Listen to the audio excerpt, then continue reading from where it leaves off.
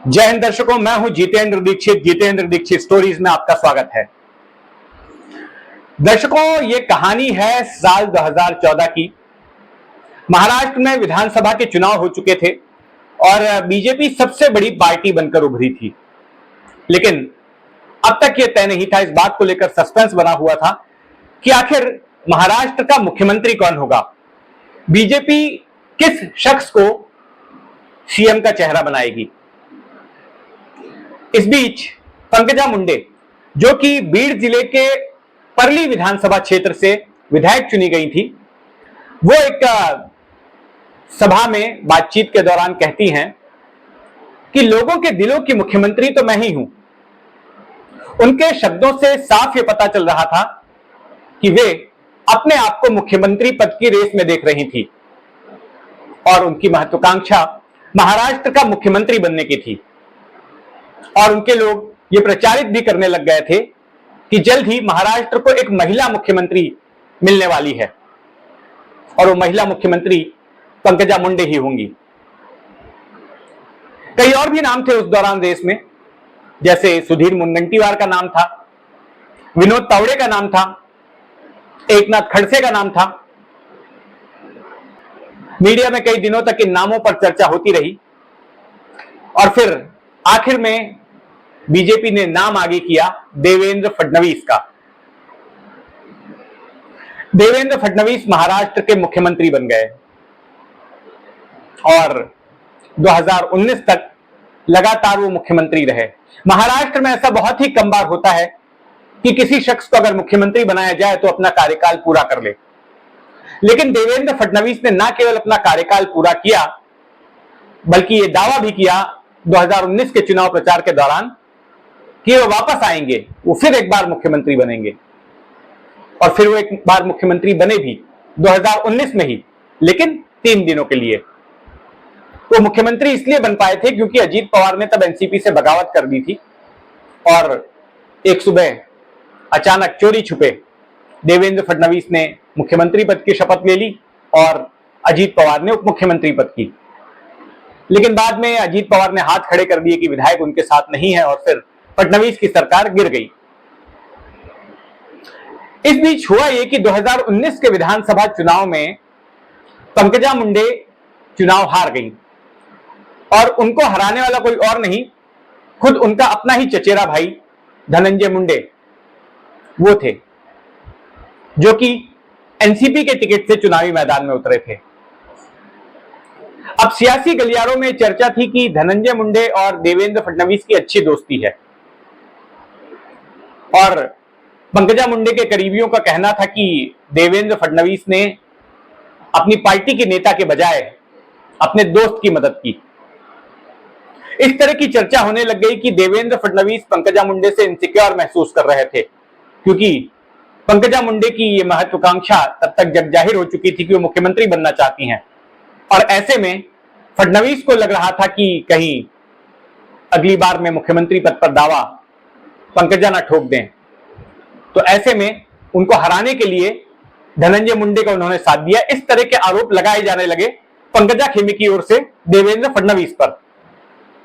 और उसके बाद से पंकजा लगातार नाराज रहने लगी पार्टी से, खास करके of the record Devendra Fadnavis के बारे में उनके मुंह से अच्छा नहीं निकलता था और लोगों को समझ में आ गया कि उनके भीतर देवेंद्र फडणवीस के प्रति कटुता है।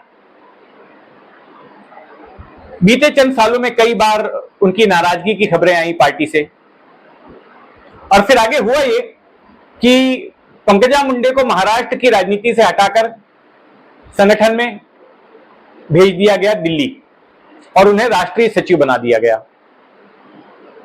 तो राज्य की राजनीति से भी बाहर हो गई।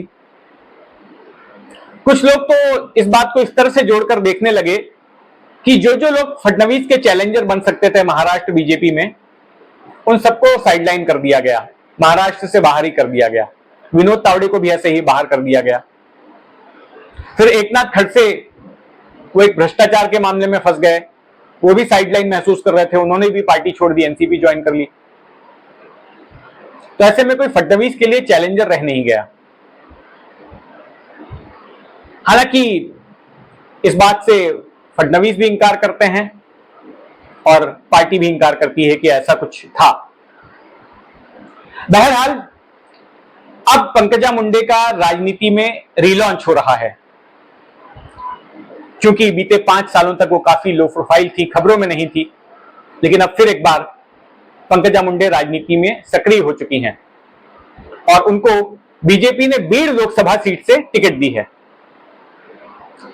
इससे पहले पंकजा मुंडे हाल में तब चर्चा में आई जब उन्होंने मराठा आरक्षण को लेकर एक बयान दिया और उनका कहना था कि जो राज्य की सरकार है महायुति की, जिसमें बीजेपी भी एक घटक दल है, उसे अगर मराठाओं को आरक्षण देना है तो दे, लेकिन ओबीसी के कोटे से ना दे। क्योंकि सरकार का यह प्रस्ताव था कि मराठाओं को आरक्षण, जो कुणबी मराठाओं को आरक्षण जो है ओबीसी के कोटे से दिया जाए, जिसको लेकर ओबीसी संगठन नाराज थे। और चूंकि पंकजा मुंडे एक ओबीसी की बड़ी नेता हैं, तो उन्होंने इस बात का विरोध किया। और एक तरफ जहां सरकार मराठाओं को शांत करने की कोशिश कर रही थी, तो वहीं दूसरी तरफ पंकजा मुंडे के इस बयान से ऐसा लगा कि कहीं आग में घी डालने का काम तो नहीं कर रही है। लेकिन फिर उसके बाद में पंकजा मुंडे का कोई और बयान नहीं आया और पंकजा मुंडे इस मामले में शांत रही। अब उनको बीड़ से उतारा जा रहा है।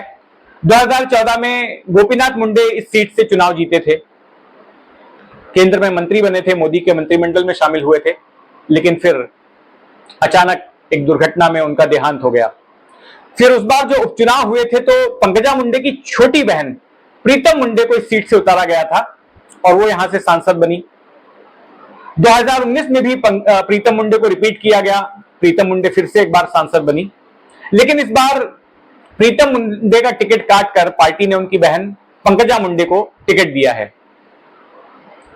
अब पंकजा मुंडे, जैसा कि मैंने बताया कि एक ओबीसी की नेता तो हैं, लेकिन इस बार उनके लिए मामला चैलेंजिंग इसलिए है क्योंकि इसी लोकसभा सीट पर बड़े पैमाने पर मराठा वोटर भी हैं और यह देखना दिलचस्प होगा कि मराठा वोटरों का समर्थन क्या पंकजा मुंडे जुटा पाती हैं।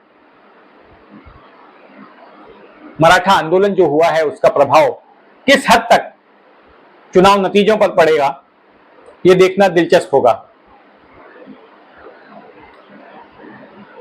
बीड़ लोकसभा सीट उस मराठवाड़ा इलाके में आती है जहां पर कि मराठाओं का वर्चस्व रहा है और मराठा इस सीट पर अहम भूमिका निभाते हैं। तो कुल मिलाकर पंकजा मुंडे का रीलॉन्च हो चुका है। ये कहानी आपको कैसी लगी कमेंट बॉक्स में जरूर बताइए और अगर आपने अब तक इस चैनल को सब्सक्राइब नहीं किया है तो सब्सक्राइब कर लें। जय हिंद।